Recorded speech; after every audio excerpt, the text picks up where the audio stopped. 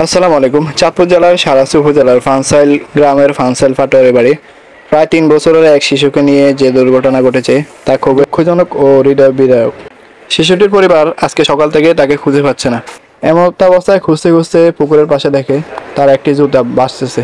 বিষয়টি টের পাওয়ার পরপরই পরিবার ও আশেপাশের এলাকাবাসী আতঙ্কিত হয়ে পুকুরে জাল ফেলে খোঁজাখুঁজি শুরু করে, কিন্তু পানির গভীরতার কারণে শিশুটিকে খুঁজে পেতে ব্যর্থ হয়। পরে খবর পেয়ে আইনশৃঙ্খলা বাহিনী সহ ফায়ার সার্ভিসের উদ্ধারকর্মী এবং ডুবুরি দল ঘটনাস্থলে আসে। তারা আধুনিক সরঞ্জাম ব্যবহার করে দীর্ঘ সময় ধরে অনুসন্ধান চালালেও শিশুটিকে উদ্ধার করতে পারেনি। এই অবস্থায় এলাকাবাসীর সহযোগিতা ও ডুবুরি দলের সমন্বিত চেষ্টা সত্ত্বেও শিশুটির কোনো খোঁজ মেলেনি। এই ধরনের ঘটনা আমাদের মনে করিয়ে দেয় ছোট শিশুদের কখনোই পানির ধারে একা রাখা উচিত নয় এবং ঝুঁকিপূর্ণ জায়গাগুলো আগে থেকে সুরক্ষিত রাখা জরুরি। ইনশাআল্লাহ যদি শিশুটিকে পেয়ে থাকে অবশ্যই পরবর্তী ভিডিওতে তথ্য নিয়ে আসবো। ভিডিওটি অবশ্যই শেয়ার করে অন্যদেরকে দেখার সুযোগ করে দিবেন।